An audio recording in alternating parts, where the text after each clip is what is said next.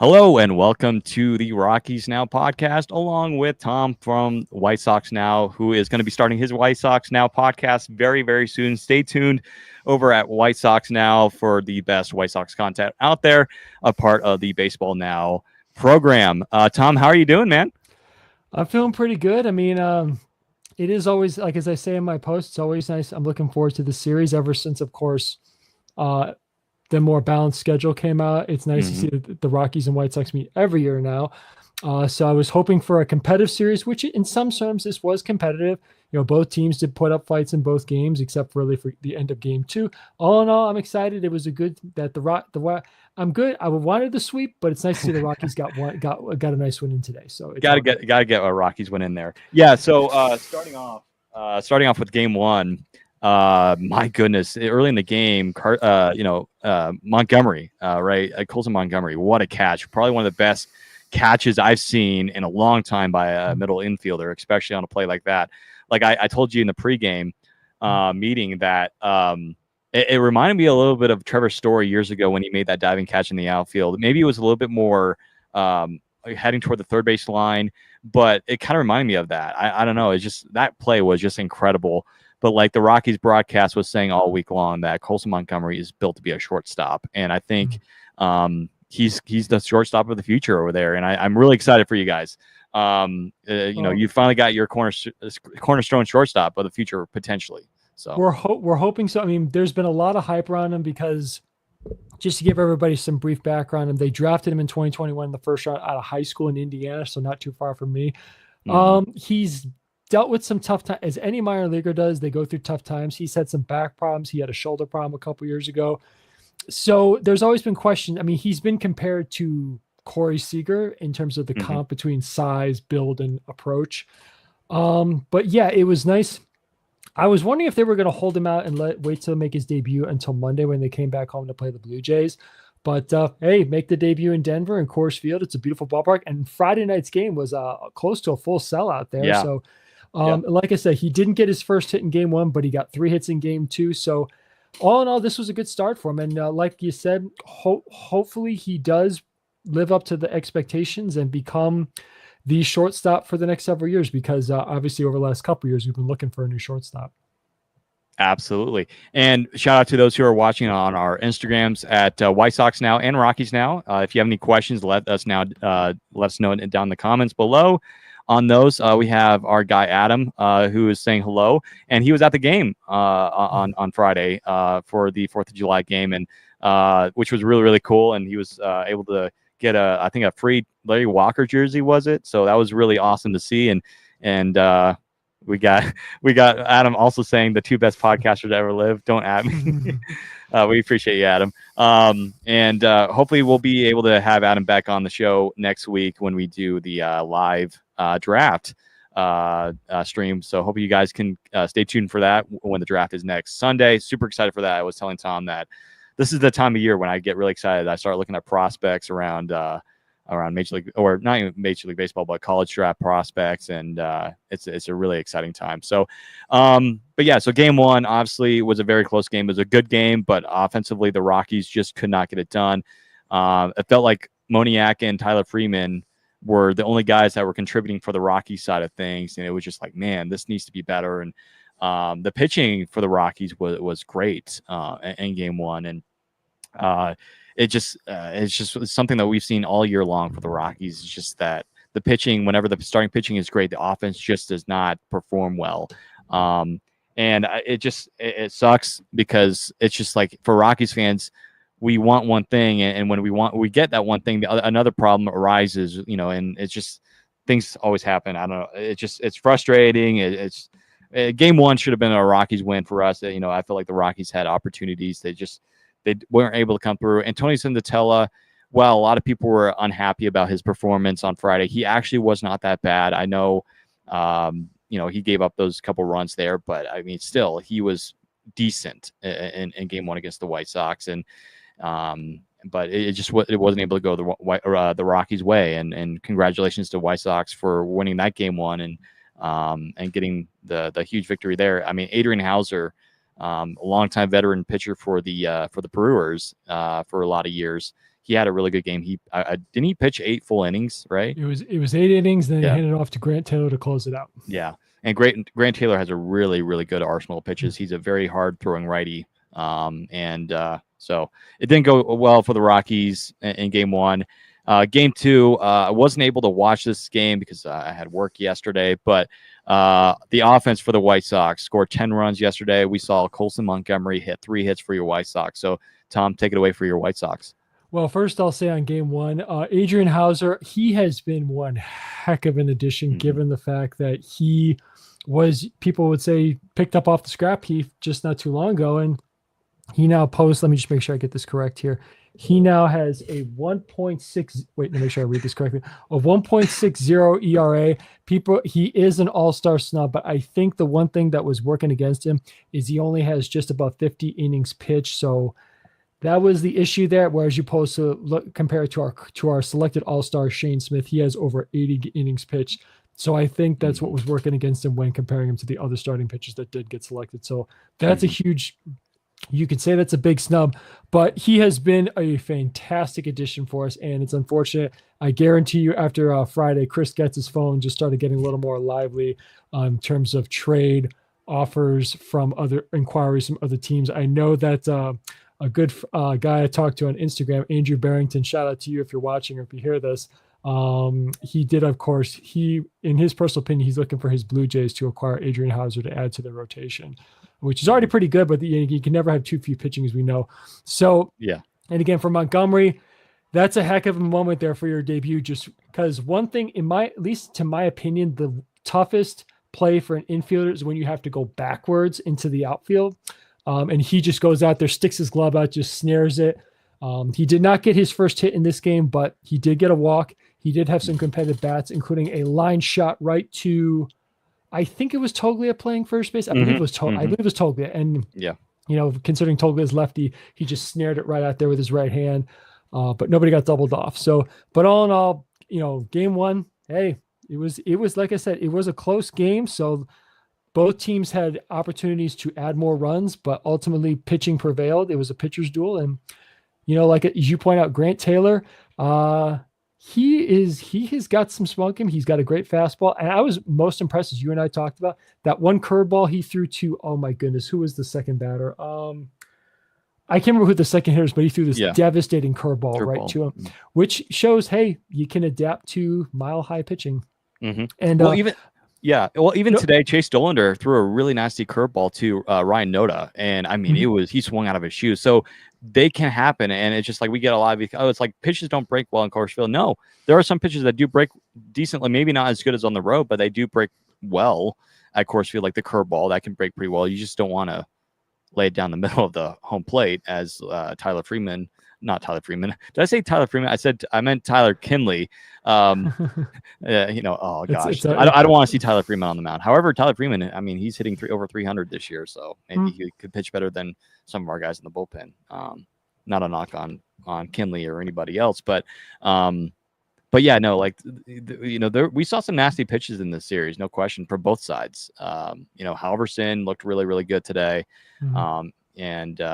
and he, I mean, of course, this was in the previous series, but he looked really good in the Astros finale of getting that win there against Houston. But so I mean, we saw a lot of flamethrowers in this series, like Dollander, Halverson, and then on your side, we had, you had Hauser, and then of course, you had Cannon, who pitched really well yesterday. I thought. We saw some young arms. Well, the one thing about Cannon is he's not, quote unquote, a power pitcher. He's more a finesse pitcher, but he did well keeping the ball down. As you and I know, one of the keys to pitching at Coors Field, keep the ball down. And I feel bad that we had to rough up Herman Marquez. He's one of those pitchers at Colorado I just don't want to see fail. I want to see him trying to achieve some success so he can get traded. And I'm sorry, I just want to see him pitch for a contender. He's earned that opportunity. The ERA doesn't speak for how good he is. But for the White Sox, again, Colson Montgomery, 3 hits, one of which being an RBI triple. That's quite a way to get your first hit out of the way. He was, as Dan Plesac, who was awesome to have in the booth, by the way, said he was a mere few feet away from his first home run. So again, he also made some good plays. He and I think it was he and Mydra turned Oh, they actually, the White Sox turned 3 double plays in this game, so I had to double check. I can remember the third. I thought it was just 2. So all in all, for the White Sox, I'm sorry, Rockies fans. I don't mean to be mean, but it was, you know, when you pour it on, you pour it on. I'm sorry. I don't want to do it to the Rockies. Really, it just makes me feel bad doing that. But at the same time, it's just, Yeah. Again, sometimes these games can get out of hand, as we all know, especially Coors Field. Yeah, I mean the Rockies, they scored twice in the first inning and they got 11 hits total in that game. So it's not like their offense was completely silent. It's just they couldn't score runs. They were Tyler Freeman had a 3-hit game. He went 3 for 4, got a Mhm. walk. It's I mean, his OPS is 878, which is really, really good. I mean, if you're a baseball fan, that's a really good OPS number. And just quickly to add, not to be mean or anything, or trying to be a Debbie Downer, but the Rockies were 2 for 12 with runners in scoring position. Yeah, see that's the thing that we've had the entire season, or if I should say, frankly, for a lot of years. It's just we get guys on base and then we can't bring them home. Like we get bases loaded a couple times sometimes, and the Rockies just they need guys that can drive guys in, drive it in the gap, get triples like Miggy Moniak today. Multiple times. He got a triple, and he was a double away from the cycle, but he had a huge 2-run triple. The Rockies could have used that yesterday in game 2. And Moniak, he didn't play as good as he did today in game 2, but still, I mean, it's still positive to see for the Rockies offense. I mean, you had Freeman again, went 3 for 4. Race his batting average. He didn't play today, obviously, for a couple of reasons, and he's okay. It's just he's just getting a day off. But Freeman is hitting 338, Tom, on this year, and this is in the middle of the season. And granted, now he was out for some time with injury, but still, like Tyler Freeman is one of the best hitters right now in the game when it comes to getting on base, average. He doesn't have power, but he can get on base, and this is exactly. And Adam was alluding to it last week. We are all alluding to it. This is what the Rockies need. You don't need every single hitter the Rockies have. They don't need to be power guys. You need guys that can hit for average, get on base, and hit one in the gap. And that's the type of guy Tyler Freeman is. And so, so far it's been a good trade with the Guardians when the Rockies traded Nolan Jones to Cleveland. But yeah, Hunter Goodman, he played in game 2. Again, like Freeman, Goodman had today off. And we'll talk about Hunter Goodman here in a second, but Goodman went 1 for 5, had 5 at bats, struck out once, but Goodman's average is still good, 281, 842 OPS, which is still really, really good compared to other baseball like big stars around baseball. The guys that I think he was right behind. What was it? Jose Ramirez, I think, which is one of the best third basemen in the game. Jordan Beck, who went 1 for 5 with a couple RBIs. I mean, the Rockies, they got on base a little bit yesterday, but they just couldn't score runs. I mean, Yanquiel Fernandez went 2 for 4, and Fernandez has had a really good start so far in the first few games of his career. He's gotten on base, I think, every single game, if I'm correct. And Fernandez made a great catch today in the outfield. Of course, I would say that Fernandez's defense in the outfield needs working on for sure. But again, the Rockies, they were able to get on base yesterday, Tom. But again, they couldn't score, and they lost to the White Sox 10-3. Just to make you feel make Rockies fans a little better. I know I said they were 2 for 12 with runners in scoring position. The White Sox were much better. They were 5 for 15 with runners in scoring position. So yep. Again, the score may say differently, but both teams aren't exactly the best when it comes to clutch moments. Mm-hmm. Yeah. And Marquez, I saw somebody comment about Marquez, how he's been really struggling. Yeah, Marquez went 6 innings, 11 hits, 6 earned runs, only 2 strikeouts and a walk. His ERA went up to 5.84. Yeah, 5.84 on the season. Jimmy Herget, surprisingly, he's been actually pretty decent despite giving up those couple runs there and those 3 hits in that 1 inning. And those 3 walks, which is something you don't want to have at Coors Field. But his ERA at 3.20, and then Ryan Rolison has been struggling as of late. But so game 2 was just like another miserable loss for the Rockies, and it's been rough. It's very much a definition of what this Rocky season has been like. But today, Tom, unfortunately for your White Sox, but today was a much better day for maybe for both sides. I don't know. It was both productive, I would say, for both teams, especially for the Rockies here. Chase Dollander, really good first inning, 1-2-3 inning for him. But after that, he struggled with his command a little bit. He walked 4 guys, not great, only 2 strikeouts. And again, it's a definition of a rookie pitcher developing in the major leagues. And 3 earned runs, not bad, but again, he could not get out of the 4th inning there. And Zach Agnos had to come in, did his job, did give up a earned run there, but he was able to avoid any sustainable damage there. But Juan Mejia, Tom, I mean, this is one of the more underrated relievers on this Rockies team. He pitched 2 perfect innings today, no walks, no hits allowed, 2 strikeouts, blew the fastball right by some of the White Sox hitters, including Ryan Noda, I think was one of the strikeouts. So who is a formidable hitter in his career, who has been really good in his past. So really good to see from Juan Mejia, again, one of the better Rockies relievers so far this year. And this guy's a rookie, and that's great to see. And then we had Victor Vodnik come in, pitched really well. His ERA is down to 2.39 after having a really rough start in April and May. Vodnik is starting to turn around after getting injured, and then Halverson is doing his job and getting his 8th save of the season. But for me, Tom, the offense today was really great to see, especially from Mickey Moniak, who again acquired in the trade from not a trade. He was acquired from actually it was a trade. It was from the Angels for, I believe it was a cash, if I'm correct. And Moniak today went 3 for 4, was just a double shy of the cycle, 3 RBIs, and 257 at batting average. Still not the greatest, but for a guy that was roughly hitting right around 220, 230, he raced up to 257, which is the highest, I think, in his career. And then his OPS is 835, Tom, which is, again, really, really good, especially for a Rockies team. He's, other than Hunter Goodman, Tom, I would arguably say that Moniak has been our best hitter on this team this year, next to Tyler Freeman as well. Toglia obviously got that big game-changing home run, which put the Rockies in the lead 6-4 late in the game. He went 1 for 3. Austin Nola got his first hit there early in the game as well. And then Yankiel Fernandez got on base again. He went 1 for 3 with an RBI. He's hitting 308 to start the year. And, for a guy like Fernandez with his power, we haven't really seen that yet. And I think we're still waiting to see that. That will come in time.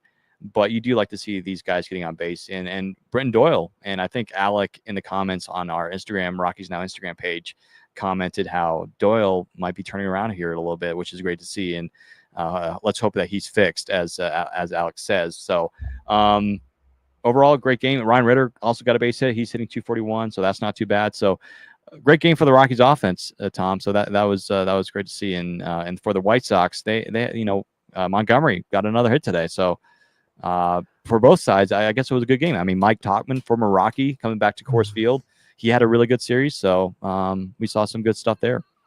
I will also add, when it comes to the Rockies, 2 points that I know we talked about this in our pre-show meeting. It's unfortunate that Ryan McMahon leads, I think, either the National League or all of baseball in strikeouts, but he is 4th on the team in home runs with 10. Mm-hmm. So, and also I wouldn't discredit Jordan Beck. He's currently hitting 264 and has a 773 OPS. I think there might be something there still with him, what the Rockies might use in terms of going forward, at least to next year, so they can see what he's got in that regard. But, don't lose hope on that one. But for the White Sox, yeah, I mean, it is funny because I also talked to Cub. It's kind of funny when I talk to Cub fans in town. Mike Tauchman has made kind of a full circle thing because, former Rocky, former Cub, now current White Sox. He's definitely made his made things out. And then somebody, I can't remember who it was, made a joke to me. It would be kind of funny if he goes to the Mets, gets traded to the Mets, and then he's played for both the Yankees and the Mets. Yeah. So he's made full circle with the Chicago and New York teams. But either way, he also had a couple of big throws in these last 2 games because, he's a veteran. He knows, hey, throw it here to prevent the runner from moving. Don't always go home, or for this one, hit the cutoff, try to hit the cutoff man. That's one thing I've always liked about him, because he is, as a veteran outfielder who's played basically all 3 positions, he knows the proper throws to make. It's unlike Any White Sox fan who's listening will laugh at this one. Unlike Eloy Jimenez, who seemed to always think he could throw people out at home, and then he would just completely miss the cutoff man. But that's a joke that's something to say for another discussion within our White Sox community. But it was great to see again. Colson Montgomery, he did have a tough at bat that led to a strikeout, but not only did he get 2 hits today, he got another RBI. He also got a walk. So he's hitting again.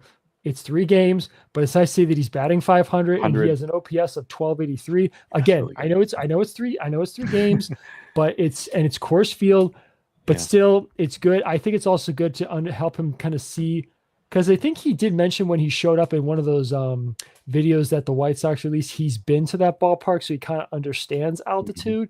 But it was, I guess, in a sense, a good thing to get him acclimated to what's like playing at altitude. I'm not sure if he's played. I don't think he played against Albuquerque when he was in Charlotte, so he never got to experience Albuquerque altitude. But still, it was good to see for him. It was a good game for him, and for Shane Smith. Again, neither starter Dollander or Smith had their good stuff today, so both guys had trouble. Not necessarily finding the strike zone, but they were all nibbling around the strike zone. Both guys had good fastballs. They were hitting up, not too high up above the strike zone to try and get those high strikeouts. But again, we'll get to the all-star selections in a minute, but Shane Smith, I'm not too worried about him. He's, I think, going through that adjustment period where hitters now get him. Now it's up to him to make the adjustments on attacking hitters based on the adjustments they're making to him. But again, one little thing I wanted to make funny. Another learning experience for Colson Montgomery getting picked off by Agnos at first base. So, yeah, that's going to happen. I mean, I will say it's not as bad as a Rocky one where Todd Helton completely fooled Matt Carpenter at first base with a hidden ball trick. So, that's classic. That's still one of my favorite probably my favorite hidden ball trick of all time. Probably one of the last best pickoffs you'll ever see, like in recent memory. That's again, that's like over a decade ago, but still if you talk about the last 10 15 years, that's got to be like the top 5. I mean, you don't see that very often. It was perfect because Todd Helton being a lefty, he's just able to fake the throw, hide it right here, look back, and then tap, and then the umpire What's even better, Tom? That was in like his last week of his big league career, I think, or the last week or two, because that was like in the last homestand. Because I think the Rockies were playing St. Louis and then Arizona or something like that. And then they went no. It was St. Louis and Boston. It was St. Louis and Boston because if I remember correctly, Todd Helton's last home run came against Jake Peavy, who was on the Red Sox team that year in 2013. And so I just brings back a whole lot of memories. But if I remember correctly, that was in the last homestand. So that pickoff that you see, that people see in 2013, if you see that highlight on YouTube, folks, you'll remember, hey, I believe that was his last homestand, which is even more crazier. And if I remember correctly, I remember that game a little bit. I think I watched it. I remember the Rockies got a walk-off in that game. I think was it Corey Dickerson hit the walk-off or DJ LeMahieu. It was one of those two guys. But yeah, so like, again, there's the one nice thing about this series was seeing all the younger players. Of course, there's like some veterans in there like Benintendi, Talkman, and on the Rocky side, you see Kyle Farmer, who, again, he's just starting to tank low, and I would not be shocked if the Rockies get rid of him here soon. But we saw some really young players like Hero for the White Sox catcher. I really like him. He's hitting 269 this year. And again, this is his rookie year, correct? This is for not just him, but also Kyle Teal, fellow other catcher. Yep. Both were in the top 7 for White Sox prospects. Both have been very well. Anybody who wants to know why Carroll played more over Teal is because Teal played those late games in LA, so they were resting him. So that's why. But both guys are great. Again, I forgot. Carroll, of course, hit his first home run in game 2. No, game 1. I think. Oh no, was it game 1 or game 2? Oh my goodness, I'm sorry. I think it was game 1. Yeah. Oh my goodness! Well, I don't want to forget this. Excuse me. I think it was game 1.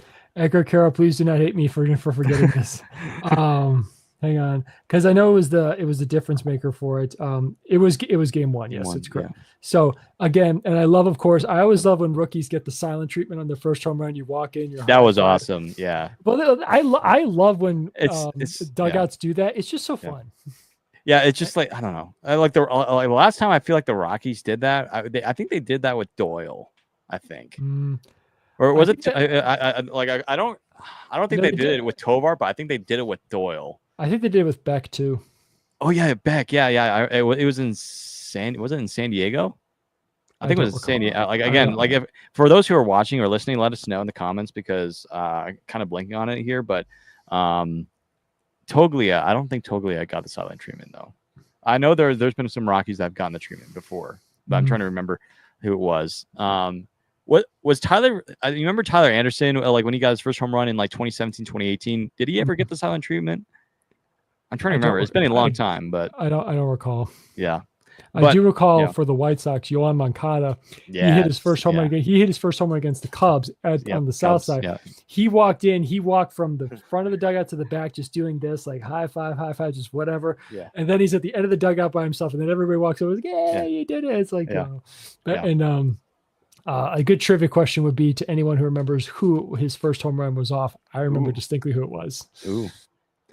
Because it was off a hanging curveball, and it was Oh, a pitcher who I just thought he was good, but I knew yeah, he just yeah. ended up being a one-hit wonder for the Cubs. Mm-hmm. That probably just gave it away for anybody I who think was from. the best silent treatment for me, it's got to be Bartolo Colon, his home run against the Padres.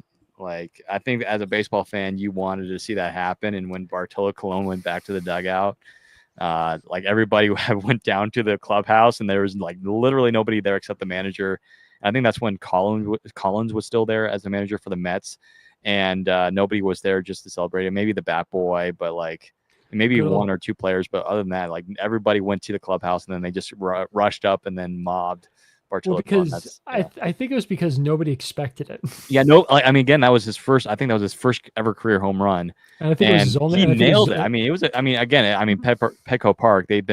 I think they've been bringing some of the fences in, some of the out. They've been doing construction around that ballpark for years, but he nailed it. I mean, it was. I think it was a breaking ball pitch, if I remember correctly, and he got on top of it, and I think he hit it to the supply company building in left field, and I yeah. cannot recall. I really don't remember.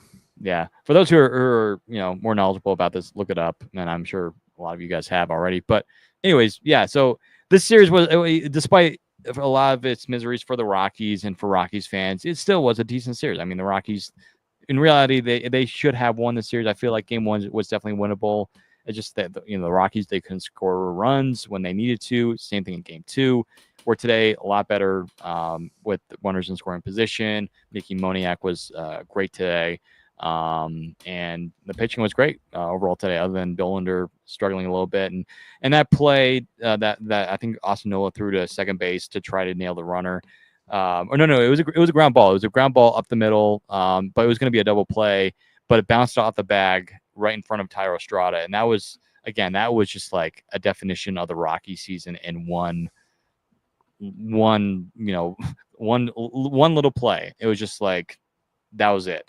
But fortunately, the Rockies were able to come away with a win, because I thought, oh man, this is bad for the Rockies, because you're looking at a potential second and third base, or bases loaded situation if we walk the next hitter or whatever, and the game could go away. And I thought this game was going to be high scoring. I thought it was going to be like a 10-8, 10-9 game, but it was 6-4. So hats off to the Rockies there to shutting things down here. Let's get to this comment here. So again, thank you everyone for your comments, and we apologize for the wait there. But Jackson says Warren Schaefer said that there's a chance Tovar could return in Cincinnati, and it would be interesting to see at the corresponding move. Fernandez also needs to be a full-time DH. I would agree with that, Jackson. I think obviously we know that there's a lot of outfielders in the Rockies organization, but Fernandez just reminds me a lot of course, Yordan Alvarez. I've said this many times. He has that comp a little bit, and I think he would be a DH. And yeah, maybe now and then he could play outfield, but Fernandez has the DH body in him. So in regards of Tovar, yeah, I think Tovar's second game is today, and I think it's a night game for the Isotopes. So if you have an MLB TV subscription, or if you don't, I mean, even if you I think, well, actually, no, I think you have to have a subscription, or at least be subscribed to MLB.com. You can actually watch the Isotopes game for free, like I do. I will be doing tonight. So I might watch the game tonight for the Topes. So, but yeah, I think I wouldn't be surprised if he does come back for the Cincinnati series. However, I wouldn't be too surprised if the Rockies are like, hey, we're going to sit Tovar for the rest of the first half, let him heal up during the All-Star break, and then we'll bring him back in the second half when the Rockies open up, I think, against the Orioles, I think. You're going to have to double check on that. Or is either the Twins or the Orioles or whatever. I forget the team that we're playing. I need to look at the schedule. But anyways, so yeah, Jackson, thank you for that comment. And then some more comments here on Instagram. Let me pull that up here. We have Chi Sox Express saying Colson Montgomery late season Rookie of the Year push. Tom, do we have that in the bag? Well, first of all, Chi Sox Express, is good to see you. I'll be looking forward to talking to you soon. So it's good to hear that you're joining in. Let me think. After this first series, it's definitely the optimism for that is high. Whether it happens, I really hope it does. But let's see how he does in this upcoming homestand. I'm really excited to see how he does in front of our home crowd. So if you can make it to the ballpark this week, be sure you show up, because I just definitely want to support not just Colson but this team, because like I said in my Instagram story post, 30-60 for this team through 90 games is not bad. But to answer the question, yes, I'm hoping for a Rookie of the Year push for Colson. So we'll see. Yeah, he's got to do really well over the next few months, because I think you have a high hill to climb, because again, he just made his debut. Just one more thing quickly to add, because I know that some people are tired of hearing about Roman Anthony and Marcelo Mayer. Not to discredit the talent of those two guys and some of the other guys, but he's definitely, if he wants to get there, or even if Shane Smith wants, of course, if he wants to get back in the conversation, they both have some hills to climb for sure. Yeah, Alex says here, when Tovar comes back, do we send Ritter down or DFA Arcia? Feels like Ritter has kind of earned his stay, but Arcia has nice position flexibility. Yeah, Arcia can play third base here. And this is an interesting conversation, Tom, because we talked about it, I think, in the last podcast a few days ago. And if you're watching, shout out to you guys. But is it possible I mean, I know McMahon's value has tanked to really rock bottom, because I don't know if a lot of teams would want him. However, there's been rumors saying that the Cubs are looking at Ryan McMahon. What if the Rockies trade McMahon and they have Arcia play third base, which Arcia has done this year? They could put Arcia at third base and then have Tovar and Ritter, and then keep Ritter up, as a backup shortstop, or second base. I don't know. Maybe the Rockies could explore having him play second base, get rid of Farmer. Or either maybe, because I'm not sure if the Rockies feel like Amador is ready yet, because I just feel like every time they call up Amador, it's just like it's a little bit too soon. He still needs more development. So I'm curious to see what your thoughts are. And if you're watching on Instagram or on X or YouTube, let us know in the comments what you think, what's going to happen with Tovar, Arcia, and McMahon there, because it's possible the Rockies do trade McMahon, but in reality, I would not be surprised. Jackson says Arcia is a clutch guy on the team. I mean, hey, he made that. He got the only walk-off so far the Rockies have this year against the Giants. So I'm curious to see what they're going to do with McMahon, but I really do not think, given the Rockies, we know that they're loyal to a fault. But hey, if the opportunity there is to trade him, and if you can get at least a package for McMahon or at least something, why not take it, man? I mean, while I said last time there's not really a whole lot of options at third base for the Rockies, there is Orlando Arcia. And while his performance this year hasn't been all that great, if you look at the numbers, but still, he's had some clutch moments, Tom. And defense has been decent, not been great, but it's been decent. He's made a few good plays here and there. Made that really nice diving catch in Washington a few weeks ago. So maybe should the Rockies consider that? Well, I will give my answer and also add in a comparison to a White Sox potential trade, and that is to a similar lefty, Andrew Benintendi. Now, I compare the two because Benintendi has 2 years left on his contract after the season. I think McMahon also has 2 years. If not, I think it's 1 year with an option, I believe. I'm not sure. I can't remember. But either way, I think if two things happen for both those guys, I think both guys could get traded. If one, you include them in a package deal for a trade, and number two, if you agree to eat some of the money that's remaining on their contracts. Now, how much they're willing to, Dick Monfort and Jerry Reinsdorf are willing to eat and absorb into the to get rid of them, I think that's going to depend. But I think the best way McMahon and Benintendi, I think, offer value to a contending team, whether it's on the bench or maybe in McMahon's case, as an everyday third baseman who's a good glove with a decent bat. I think both offer value to any team, especially considering they're both lefties. The only question, of course, is what is included in the trade package that's going with them, and then how much money that's going to be eaten by the Rockies or the White Sox. So I think, like I said, both can get traded. It just depends on what the specifics of the trade package are. Yeah, I fully agree.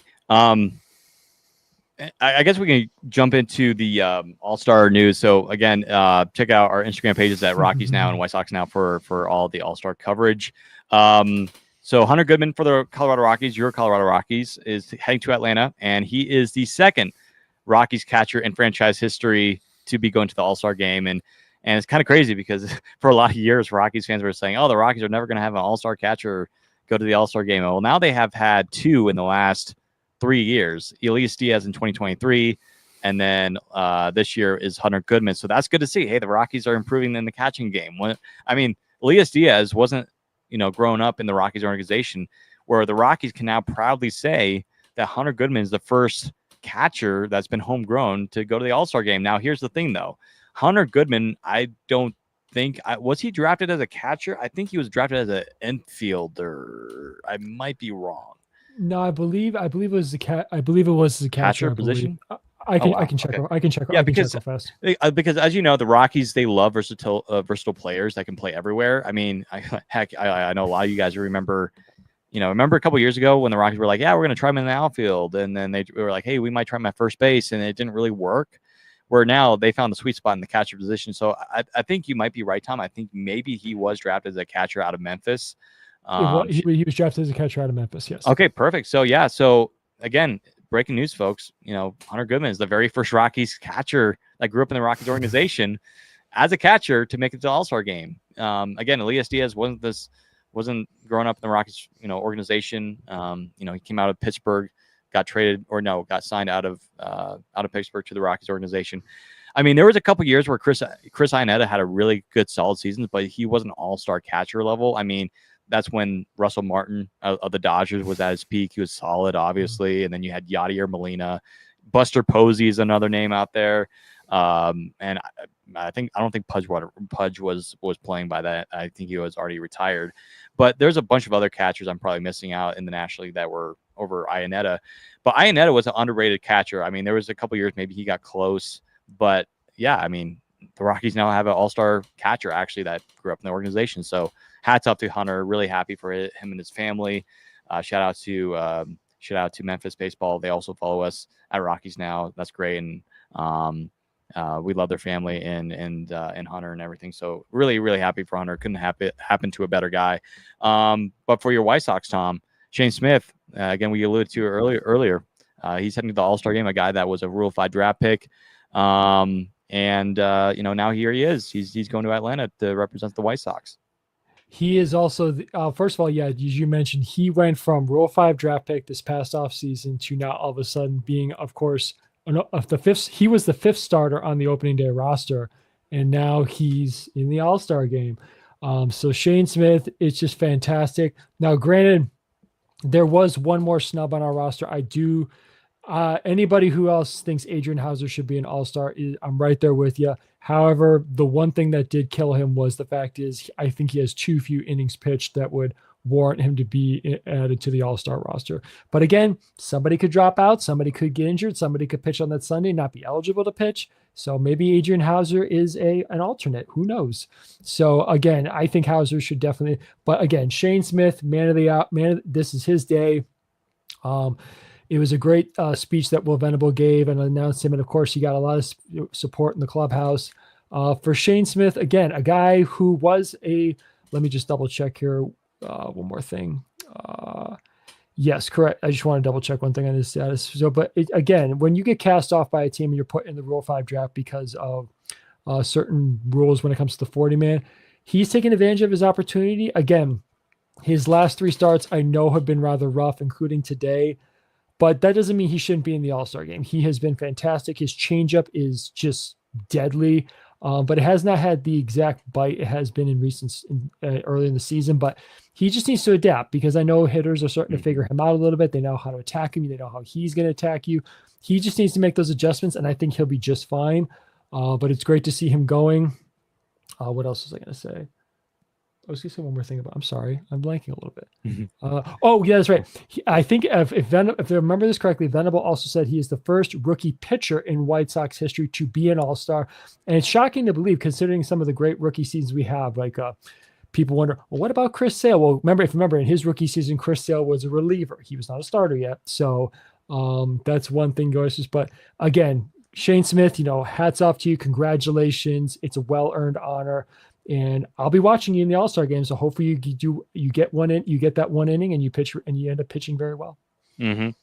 Yeah. There was on the Rockies TV side of things, they were talking to Hunter Goodman today after they had announced that he was going to the All-Star game. And one of the questions, I think it was a Spilly that asked him that, hey, Hunter, would you consider, if they were to ask you, would you want to do the home run derby? Would you consider? He's like, definitely. And so Hunter Goodman, I mean, there's still spots open for the home run derby. I mean, it's less than a week away, close to a week away. I think there's only two confirmed guys. One, of course, Acuna. Mm-hmm. I can't recall.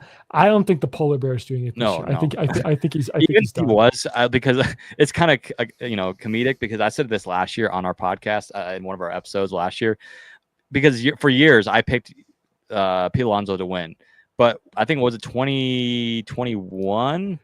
Or 2019, I think it was 2021. I think I picked him, and it was in LA, if you remember, and he just did horribly. And I was like, I'm never picking him again. And I'm glad I haven't, because he has been a choker in the home run derby. You mean 2022 is in LA? Oh, 22. I apologize, because 21 he won it. 22 in LA. I apologize. So 22 in LA. I picked him to win 3 in a row, because 2020 didn't have a home run derby or All-Star game because of COVID. But like in 2022, I picked him to win it, but he did horribly in 2022. And ever since then, I haven't picked him. And I'm glad I haven't, because like I said, he's choked pretty much in every single home run derby conversation, because he's been eliminated in the first round. So again, if you were to do it this year, I for sure will not be picking him. But I don't know, it'd be really cool if we saw a Rocky in a home run derby again, because it's been a long time. Because I think the last guy, a Rocky, to do it was Trevor Story in 21. I think it was Trevor Story. Trevor Story. It was Story in 21. Then also Charlie was in 17. I don't know why CJ Cron came to mind. I was like, did CJ Cron ever do the home run derby? And I'm like, no, I don't think he did. No, I don't believe he did. Actually, he might have, but I know that Story was 21. Chuck Nancy was 2017. 16 was Cargo. But anyway, to the current home run derby, here's who they are. So you got Cal Raleigh, you've got James Wood, Nationals, and then you. That was another.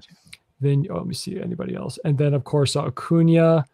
I think that's the only 3 at the moment. I don't see any others. Who did you pick last year? Me? I think I picked Odilus Garcia, because obviously I was going for the homer guy for Texas. I think did you pick Jose Ramirez? It might have been Jose. We need to go back, because I think we posted it on our socials last year. I don't recall who I picked. I know in 2023 I picked Robert. Luis Robert, Robert, Robert. I can't recall I don't even remember. Yeah, last year's. I mean, we can talk about the national anthem, but last year's home run derby kind of went by very quickly, because I think I was in town, but I wasn't watching it a whole lot. But I'm excited for the derby this year. It's gonna be a lot of fun in Atlanta. They deserve it. I'm super excited for it, and I want to see some new names in the home run derby. I don't want to see the same names over and over. I mean, Acuna is always a fun watch, but James Wood is gonna be exciting. But we'll see. I'm trying to remember, because I think I picked Odilus Garcia. I think maybe I don't even remember. I'm trying to. For some reason, I don't. I'm drawing a blank as to why that is. I don't know. Yeah, but I think one thing we'll definitely do, and stay tuned for folks, because one of the things, again, we'll once we get closer to next Sunday for the draft, we'll come out with our draft mock picks. So stay tuned for that. But one thing that we might also do, like we did last year, is do our home run derby predictions. So one thing that we might do on the story, a reminder for myself, is that we're probably going to do like an Instagram poll. So again, stay tuned for that. We'll probably do like, who do you have winning the home run derby? And I don't know if this is a question for you, Tom. Should we give away some merch? Maybe. whoever guesses it correctly, and maybe the amount of home runs or something like that, because we can't give merch out. Like if like 10 people got the right answer, I don't know. Like that's a lot of money. So maybe we should be more specific. I don't know. We'll talk about that. I'll let you know. Yeah. I definitely think I'm gonna hold a White Sox Now home run derby contest to see if anybody picked the right winner. Any White Sox Now followers who are listening, I'll post information soon. Yeah. But if anybody's interested, I'd definitely like to see if anyone can correctly guess the home run derby winner before. But again, to come, to be TBD. We'll see. Yeah, TBD. So we have another comment here on Instagram from Jeff, our guy Jeff. He says the Rockies really need to move some outfield players or prospects we have, because we have so many, but a ton of potential as well. Yeah, I mean the Rockies have a lot of potential guys in the minor league system, and speaking of outfielders, they have a lot of those too. And you know that's again, it's kind of interesting to see where we're going to be at, and I'm excited to see what the Rockies do this year, and hopefully they don't disappoint like they did last year. And however, I will say last year I remember I was a little bit frustrated why didn't they move Cal Quantrill, but it appears that there were injury concerns and not a lot of teams were interested in Cal Quantrill and so on and so forth. But it's going to be intriguing to see what the Rockies do this year, because obviously this is going to be the worst year in franchise history, unfortunately, which means that they have to make moves. And I think there was some, I don't think it was necessarily, it was not out in the public necessarily, but I think was it our friend Patrick Lyons said, I think it was Patrick Lyons or Saunders, one of the two Patricks, said that Bill Schmidt said something along the lines of that they are probably going to start looking at making calls and trades after the draft, which is not too surprising. I mean, again, you don't really see a whole lot of trades before the All-Star game. Usually you wait till after the All-Star game. Like I remember Joey Gallo, right? In 2021 when he was with the Rangers, when he went to, I believe, the Yankees, he got traded to the Yankees literally like a matter of days after the All-Star game. Not too long after. So, for all the people saying, when are the Rockies going to make trades? I hope that they make the trades, and they will happen if they intend on doing that, because they kind of have to. And I think we talked a little bit about that last week with Kyle Freeland, who's a potential trade piece. And I think the Cubs were also interested on Freeland there. You have Marquez. And for those who are saying, oh, the Rockies, just watch, the Rockies going to trade Hunter Goodman for a bag of chips or prospect. No, the Rockies are not going to, or they should not trade Hunter Goodman. Again, we already talked about this. Go check out last week's podcast. So I don't think we have to worry about Hunter Goodman, Tom, getting traded, because the Rockies, they need Hunter Goodman. And I think, again, for him to be the first homegrown Rockies catcher to make the All-Star game, that's huge. And I think some people are like, some people are not thinking that all the way through. Like, again, this is the first time ever in Rockies history that we've had a homegrown catcher that has made his way to going to the All-Star game, which is huge. So again, happy, really happy for Hunter Goodman. So I will say real quick, just to comment about the All-Star game in general. I know that when you're an elite player and you make it year after year after year after year, I know it can get repetitive. I know for some fans, oh, we keep seeing so-and-so else. No, we keep seeing this guy in the All-Star game. Well, when you're one of the best in baseball, it's basically become like a part of your career. But even when you're not one of those stars, like your Judges, your Otanis, your Trouts, etc., or your, Garrett Coles, or your Max Scherzer, who is the All-Star game starter for so many consecutive years. When you're guys like your Hunter Goodmans, your Elias Diaz's, or to your Shane Smiths, or like I'm trying to think another, or like James McCann, he was an All-Star in 2019, and Lucas Giolito in 2019. When you get, even if it's just that one All-Star appearance, it's something that you feel so proud, like, hey, I earned this. I'm standing here at the red carpet in the suit with my family. I'm all among all of the elites of the best in the sport.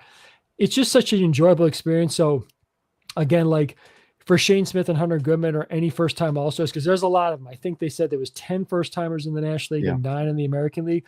If you're any of those guys, just those 19 players, enjoy it. Whether you make it back or not, just embrace it, have fun.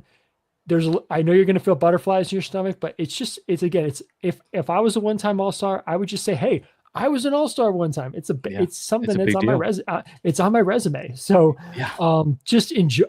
It's an experience I think everybody should at least try to enjoy, whether 100%. You do it one time or 10 times. 100%. Yeah. I mean, again, for Hunter Goodman to have, like, by the end of his career, you might have multiple All-Stars. I don't know. That's what we're hoping for as Rockies Yeah. fans over here, and as baseball fans, we want to see Hunter Goodman. I And hope in the coming years we see more White Sox in the All-Star game. yeah, 100%. But like we want to see more Rockies too. Like I mean, it's been. I remember. I think 2019, the Rockies had like 4 representatives. They had Dahl, they had Arenado, Blackman, and Story. Mhm. And I think in 2017 they had at least 3 or 4. I think it was Greg Holland, DJ LeMahieu, Charlie Blackman, and Nolan. And because I don't think Trevor Story was good, but he wasn't an All-Star that year in Miami. I don't think he was there, but yeah, I mean, like I just miss those days, man. And it's I don't know, it's always crazy to me. Like there's always, I mean, obviously the Dodgers, they're probably gonna have like 6, 7, 8 players represented at the All-Star game like they usually do. But I remember one year, was it last year, or a couple years ago, Milwaukee had like a bunch. It's the same thing with the Phillies. They had like 5, 6, 7 guys, on the I bench. think It was crazy. it was either last year or the year Yeah. before the Phillies led in National League All-Stars. It might have been last year because of course, because the previous year they had a pretty solid season. Let's see, for the White Sox, we just had one this year, one last year was Crochet. 2022 we had 2, which was TA and Liam Hendricks. 21 we had 4: Hendricks, Lynn, Rodon, Anderson. And then 2020, no All-Star game. Yeah. So so that's a good like trivia for me. Like when was the last time the Rockies had more than one? So like last year was Ryan McMahon. 2023 was Elias Diaz, and that was it. 2022 that was CJ Crone. That was it. Or no, Daniel Bard. No, Daniel Bard. He should have been an All-Star in 22, but he didn't. And then 2021 was just Herman Marquez. Trevor Story was a home run derby candidate, and he could have been an All-Star. I remember he was kind of close, but it was just Herman Marquez. So I think the last time the Rockies had more than one All-Star was 2019. And that's when they had 4. So, but like, hopefully we get back to it eventually. I mean, it's just sad because again, we have another comment about Tovar here, I believe on Instagram, which we'll get to in a second. Thank you, Card Linker, for the comment. We'll get to that. But like, I really feel for Tovar and Doyle because I'm sure that this year they were hoping like this year was going to be my first year for being an All-Star, and Tovar has been injured. Doyle losing his child and having to go through what he's been going through. It's got to be a lot. And plus the season, man, it's tough. And baseball's a tough business, and I think people often forget that by looking through our TV screens and our phones. Baseball is a tough sport. I mean, it's one of the, if not the hardest sport in professional sports. And to have success, I mean, baseball, as you guys know, if you're watching or listening, if you play it, like Adam plays it, baseball for anybody, whether it's like, pee-wee clubs or whatever, all the way up to the big leagues, baseball is a game of failure. You're going to fail all the time. And to be an All-Star is special. And I think, again, like I said, I think often a lot of people forget that. I think just seeing Doyle and Tovar struggle this year, you feel for them because they want to be All-Stars. They want to be heading to the All-Star game. And because these guys, like at the end of last year, we were saying to ourselves, these guys are the cornerstones of the future of the Rockies. And, they're not doing so well this year. So, our thoughts and prayers go out to both those guys because they've had rough years and hoping for better futures for both of those two guys. And it would have been really, really cool to see Tovar, Doyle, and Goodman all go. And hey, I mean, there's a possibility if somebody gets injured over the next, again, we don't want to see any injuries whatsoever, but should a reliever get injured, maybe we'll see Jake Bird or another reliever for the Rockies step in there and maybe have a second All-Star. But yeah, my heart goes out to those two guys because they've had, challenges after challenge this year in a rough season for the Rockies. Indeed. I mean, exactly, for both White Sox and Rockies, it's a rebuilding phase. And, it's unfortunate because both our teams have been in hot water the last 2 years where we set the record for worst record in Major League Baseball history. And not to be mean, but the Rockies are still kind of on that trajectory. So it's, welcome to rock bottom. Both our fan bases are at rock. We feel like we're at rock bottom at this point. Yeah. Welcome to baseball now. Exactly. Welcome to our great start, folks. Welcome to our misery. It's like, come bask in it with us. That'll be our tagline next year. That'll be our tagline next year. Welcome to misery. And again, we'll get to that later on in the future once we get to it's more just together. But both franchises do have building pieces. I mean, for the White Sox this year, as I've said before, I mean, we're doing better than last year. That's because just to reiterate to everybody, last year the White Sox had a 12, 14, and 21 game losing streak. We've avoided that so far. If we continue to avoid that, just keep rolling along and seeing progress from the young guys. Rockies should feel the same way. Be in good shape as far as maybe there's something there, but you and I can debate this another time, but we both agree there needs to be changes in ownership and front office too. Well, especially on the Rocky side. Yes, all for that. Cardlinker, again, thank you for your comments. His first comment says, is there anyone off limits for trading? Tovar might be the only guy on the must-keep list, in my opinion.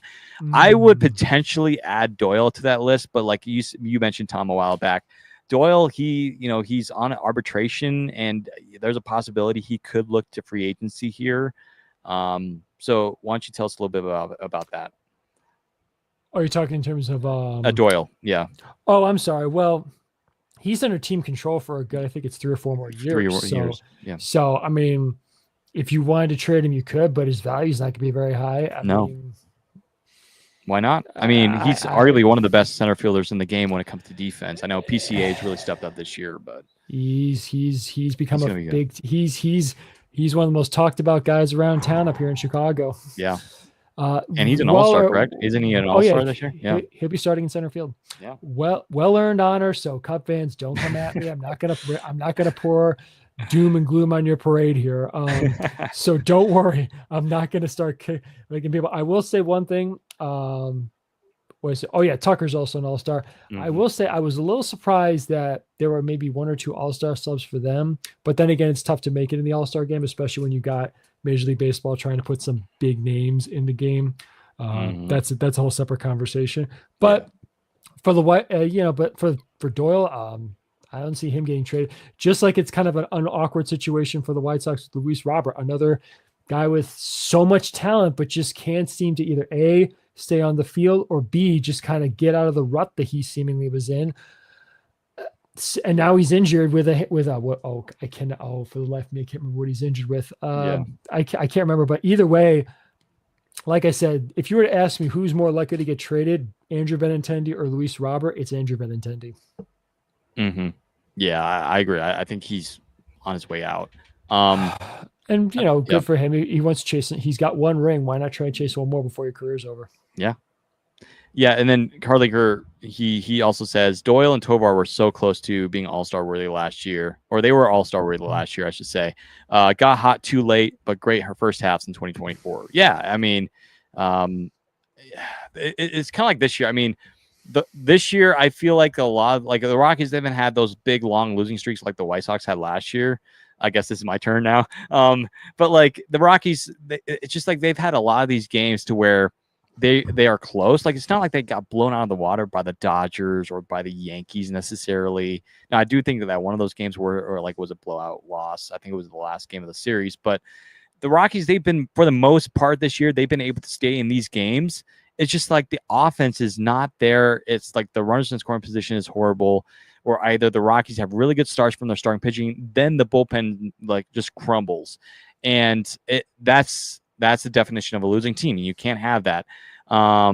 So it's unfortunate. And hopefully, as the Rockies start, aging a little bit more and they start getting older and some of these younger players start to develop a little bit more, we start seeing more better baseball out of both sides. And it's for Tovar and Doyle, those are 2 still very, pretty young guys. I mean, Tovar's, 24, I think 24, 25. So still very young, still has several years on his contract extension. And I'm not too worried about Tovar. I mean, the talent is there. I mean, we saw it last year. The guy can hit 20, 25 plus home runs a season. Doyle has the potential to hit potentially 30 home runs a season. We saw last year he had a really good season. He could have gotten more home runs last year. So it sucks to see these guys to be where they are right now, but we're hoping for better months and better years ahead for both those 2 guys. We are currently live on both the White Sox Now and the Rockies Now Instagram pages. Thank you for watching today. We're also live on the White Sox Now X and the Rockies Now X page. Also, thank you for watching, and thank you for your comments, everybody. We appreciate you all. And I know some of these comments, we weren't able to get all of them, but we do appreciate you. If you're brand new to both channels, feel free to like and subscribe. If you're new to us on Instagram, or X, feel free to like and subscribe as well, and tell a friend about us. And we would definitely appreciate it. And if you have any baseball questions, let us know here in the comments as we start to wrap this thing up. So we have the draft, Tom, next Sunday, and pretty excited. Again, we talked about it last time when we were all on the Rockies Now podcast last time we were here a few days ago. Any topics we should bring up before we head out of here about the draft, or anything that we should know before the draft happens around baseball? Well, first thing I want to say, apologies to my White Sox Now followers if the Instagram feed was not working. I think I've got it to work now. So again, I apologize if it wasn't working for the full stream. I'll work out the bugs and try and get it working next time. So my apologies. Anyway, so when it comes to the draft, I know that, of course, Rockies fans are clamoring for Ethan Holiday and get another Holiday into Colorado. So again, I don't know what's going to happen. I mean, guys drop and fall all the time. We look, Jace Laviolette, the big time position player out of Texas A&M, he's dropped out of the top 10 now. Back to last I checked, he's ranked number 20, I believe, on MLB Pipeline, I think. For the White Sox, I know that there's some thoughts that have crossed my mind as far as what I think they will or should do. And that is that I think the last I checked, they had him picking a prep high school shortstop. But one thought that did cross my mind is, as White Sox fans all know, for so long, we've had the position of first base covered by Frank Thomas, to Paul Konerko, Jose Abreu, Andrew Vaughn for a couple of years. Unfortunately, those weren't great years, but he had it covered, you could say. And now he's gone. Gavin Sheets is gone. Tim Elko, I don't think, is going to work out as an everyday player in the big leagues. So who's next to play first base for the White Sox? I think that's something that Chris Getz, Josh Barfield, and the rest of the front and the rest of the scouting staff are going to have to figure out who's going to play first base. Because I know Ryan Noda, he's not the long-term solution. He's just Ryan Noda. If you hear my voice, I'm not trying to be mean to you here. Sorry, but he's not the long-term solution. So, that's something that's crossed my mind. Again, for all of anybody who follows White Sox Now, feel free to message me. What do you think? What do you guys think the White Sox are going to do? I think first base is a position they could, or corner infield is something they're definitely going to be looking into drafting, whether it's the first pick which again, because of the rules, we're picking number 10. I know it kind of sucks, but that's how the new draft rules work. We're not picking number 1. We're picking number 10. And also I think, I know, and I think there was somebody, I can't remember who mentioned this to me, but somebody mentioned the White Sox should look into drafting a high-end right-handed pitcher, because we got our 2 top pitching prospects, Noah Schultz and Hagen Smith, are lefties. Mm-hmm. I don't know if I'm really into inclined for that, because I think Sean Burke is doing okay. Jonathan Cannon, there's still something there. Shane Smith, there's still something there. I don't think the White Sox should spend a high draft pick on a pitcher, because I think what we need to do is we need an impact bat. Now, granted, there's some guys who could be impact bats, but I think we need to start stocking our farm system with impact bats. So if I was advising Chris Getz, or if I was Chris Getz, I would be more inclined to go after a impact position player, particularly if you can get a corner infielder. That's my personal opinion. So, but again, we'll see. And again, we'll stay tuned for details on our live draft show stream. Yeah. And, yeah, and for the Rockies, if you're a White Sox fan wondering what the Rockies are going to do, and also just shout out to you White Sox fans out there who are watching our stream tonight. For the Rockies, I think, again, we talked about it on our last Rockies Now podcast, but I think for the Rockies, obviously their number one priority should be Ethan Holiday. I think for a lot of teams, they would love to have Ethan Holiday, but I mean, there are teams that might preference a pitcher over Ethan Holiday. I mean, there might be concerns there. High school, a little bit more risk there. Rather, getting a safe bet in a pitcher or a college arm or whatever. The Rockies, they need some juice. They need some more positivity, more than anything else, really.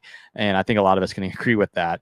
And bringing in Ethan Holiday, hopefully a younger version of Matt Holiday. I mean, it's a Holiday. I mean, Jackson Holiday, I've said it for a long time. I know a lot of people are like, oh, Jackson Holiday's never going to. No, he's going to be okay. He's going to be a great big leaguer. He's only like 22, 23 years old. He's going to be fine. Ethan Holiday, he's going to be a great ball player. And some even have him potentially being better than Jackson, which is huge. We don't know that. Again, we don't know the future. But if you can get Ethan Holiday, that is going to be a very good pick. Just fingers crossed that he stays healthy and, he performs like his dad and hopefully his brother, if not better than his brother. If the Rockies cannot get Ethan Holiday, which is definitely a possibility, because, what if the Nationals or the Angels pick up on Holiday? Well, there's a couple arms that we mentioned last time. We talked about Jamie Arnold and then, Liam Doyle out of Tennessee. I think those are my two favorite options for the Rockies in terms of arms.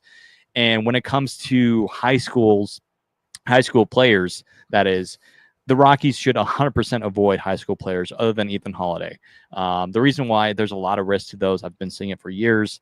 I know a lot of people are saying, well, what about the Rockies getting Seth Hernandez? Even though he's been a very good pitcher, I just feel like high school arms in Coors Field has not panned out very well. I mean, look at the history. Riley Pint, I think, was one of the last high school pitchers the Rockies drafted. Look at what happened. Riley Pint, I don't think he's in baseball anymore. If he is, he's with another organization in another farm system, and he's not had much success in the big leagues. He hasn't been in the big leagues a whole lot. And it's sad because this guy was supposed to be our future starting pitcher. I remember Riley Pint was touching 100 in high school, and you don't hear that. And I remember when we drafted Riley Pint, I was so excited. I was like, finally, we have an ace, and unfortunately, didn't pan out. And so, we'll have to wait and see. I personally, I think the Rockies should look into getting either starting pitching in Liam Doyle or Jamie Arnold if they cannot get Ethan Holiday. I know a lot of people saying the Arquette guy, the shortstop, he's a possibility, and I know a lot of people say that he could do really well at Coors Field. The only question I have is do we need another shortstop at Tovar? But I don't know. Maybe there's some versatility there. If they got the shortstop there, I wouldn't be upset. However, in some ways, I feel like that would be kind of a wasted pick because it's just like maybe instead of getting Arquette, maybe try to go under slot, maybe a little bit go down somewhere around, in the later teens or early 20s. And again, here's another name that we got to mention is Jace Laviolette, because this guy was high in the draft board earlier this past year. Now, during college baseball season, he really went down the list, and there's conversations about him potentially going the second round, Tom. And the question I have, could the Rockies maybe get him early in the second round if they can? Because again, there's going to be some teams, and of course, there's that. I think there's that little compensatory draft picks thing. I don't know I think it has to do with payroll or something like that. I forget what it's called. It's the compensatory picks, right? Yeah. So the Rockies are not in that, unfortunately. I think in years past they have. I might be wrong, but there's still a chance the Rockies could get Jace Laviolette. And if the Rockies want to do something like, hey, we're going to go down all the way to get Jace Laviolette at our first pick at number 4, that's a that's kind of a risky thing, but still, there's been some things, Tom, that I know there's some people that are concerned about Laviolette because he had a down year this year. But Tom, there are some things in Laviolette that I really like, and I see a little bit of Jack Caglione in him. I don't know what it is, but I see a little bit of that. And so maybe the Rockies could definitely use that. And I know a lot of people are saying, well, he's another outfielder. I get that, but still, if the Rockies could go back and turn the clock, and I listen, I know that they're thankful for Charlie Condon, who's now doing pretty well, and he's in Double-A, and he's doing great, which is awesome.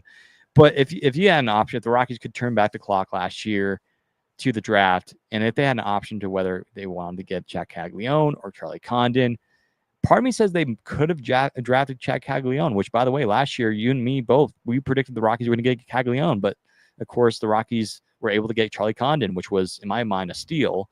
So I don't know. What do you think the Rockies are going to do here, Tom? Do you think they're going to go under slot, or do you think they're going to try to get Ethan Holiday or play safe with these pitchers? And of course, if Holiday's not available, they'll probably go pitcher. I think it depends if Ethan Holiday is available, because you and I talked. Jamie Arnold is a favorite, but also, oh darn, what's his name? The Doyle. Liam Doyle out of Tennessee. That for the Rockies, that'd be my pick. Yeah. They have a history with great developing Tennessee players. Of course, I love Tennessee.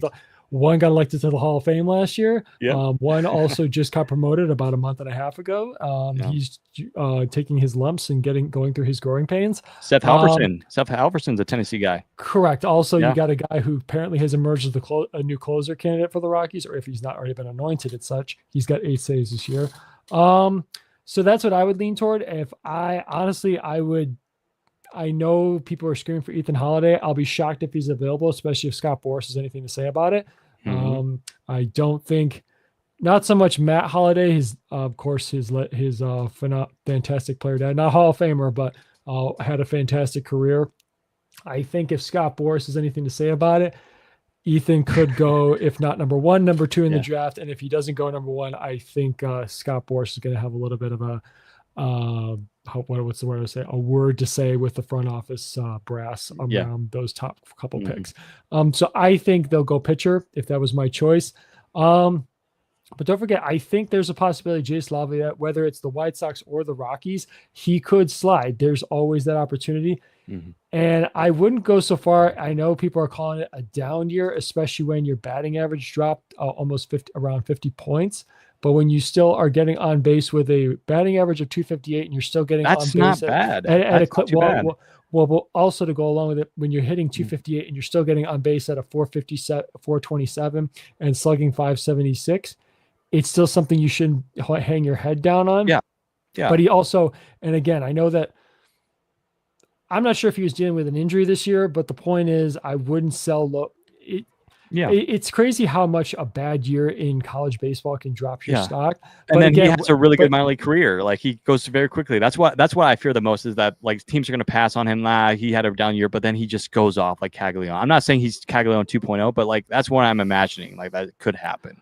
Well, there's several. Also, I'll reiterate to all of our listeners and followers. There's several non-factors you have to take into account, such as there are plenty of hitters, position players who, when they go from aluminum in college to hitting with wood in pro ball, a lot of guys fail to adjust to. I mean, it's a very different when it comes to swinging the twos, whether it comes to impact or bat path or swinging the club head. There's a lot of factors that go into it. I wouldn't write Jace Laviolette off at all. I mean, again, I think if I remember correctly, again, using a White Sox top prospect, Braden Montgomery, former Texas A&M Aggie. I think there were some people who were reserved about his ability to adapt to pro baseball, especially when it comes to high-level minor league pitching, maybe even to major league pitching. But look what he's doing right now. He is a fast riser. He did fantastic in Kannapolis. Now he's in Winston-Salem doing great things. We could see him in Birmingham not too long. My apology. No, he has not been promoted to Birmingham just yet. But again, there's always, you never know. I mean, again, you and I or no scout has, like in Moneyball, you don't have a magic crystal ball. You can't predict a kid's future any more or less than I can. So that's the point. And also, even when you pick a guy, player development is not linear. It's not the same for every guy. It doesn't work out for every player. A lot of top prospects, it's a game of failure. So again, I think the Rockies should go pitching, and the White Sox should definitely go with a position player with the 4th and the 10th pick in this year's draft. So again, but also comes down to who's available at that pick. Yeah, I agree.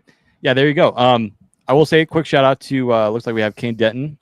He's just joined our Instagram live. Hello to Cade, who was on our show earlier this year. So shout out to Cade if you're still watching. And then we also shout out to Around the Horn, who is checking in the comments on our Rockies Now Instagram page. And Tom, do you have any comments over at White Sox Now on the Instagram over there? I was just going to go over to that. Got a couple. First of all, to anybody who has joined or come and gone, thank you so much. Someone, Elaine Humphrey 32. I know you said Tim Elko, long-term solution at first base. I would love to have him work out. Just when he was up here in the short period of time, he did have 3 home runs, but he was clearly overwhelmed. And I don't believe he's going to get another shot. I think in an emergency situation, meaning somebody gets injured or this, I don't think he's going to get another chance. I would like to see him get another chance, but at this point, if they wanted to give another chance, they would have done it by now. They wouldn't be having Ryan Noda at first base if they thought they wouldn't have Noda at first base if they thought Tim Elko was a better option. So again, Tim Elko, please don't hate me. I hope you get another chance, if not with the White Sox, somewhere else, but I don't think it's going to be this year. And to AK Fitch, I always love DJ Gladney at first base. If you get more playing time, I think he could be a great first baseman in the future. I did forget about DJ Gladney, so sorry for that. So thank you for the reminder. Maybe we'll see him down the road. I have to double check. If you don't mind, I'm just going to double check. I can't remember what level he's at. And while you're doing that, I'm going to, again, do one more shout out to everyone that's watching on our Rockies channels at Rockies YouTube, Rockies Now YouTube, our X page, and on Instagram. Shout out to you guys. Thank you for your comments. And then to our the White Sox fans that are watching over at White Sox Now, thank you for watching on Tom's X page, White Sox Now X page, and then White Sox Now on Instagram. So shout out to you guys. And to go on with DJ Gladney, he in 63 games, he has struggled this year in Birmingham. He has had some success in the past in the single A levels, but I don't know. We'll see. Maybe again, players come out of nowhere. Again, Mark Burley was a late round draft pick. Joe Creedy was a late round draft pick. Anybody can come out anywhere. Maybe we'll see more of DJ in the future, but he's had a tough year down there in Birmingham, so we'll see. But again, my apologies once again to everybody who's tuned in on Instagram. I had an issue with the feed. It appears to be fixed. So for the future, hopefully we'll have any more issues. And I'll get the YouTube page up and working. I was having trouble with that one. Yeah. We're good. Awesome. Yeah. I think that's going to do it, man. I think we've covered pretty much everything that we wanted to cover tonight. Again, if you have any last comments or questions, just let us know over here at Rockies Now or White Sox Now. Contact us on Instagram or on X. Let us know. Follow us if you haven't already. And we appreciate all of you guys. And thank you for watching. And if you have any more questions, just let us know. We'll see you all next week when we do the draft. And again, we'll stay in touch. So everyone, thank you for watching. And as always, go Rockies and go White Sox.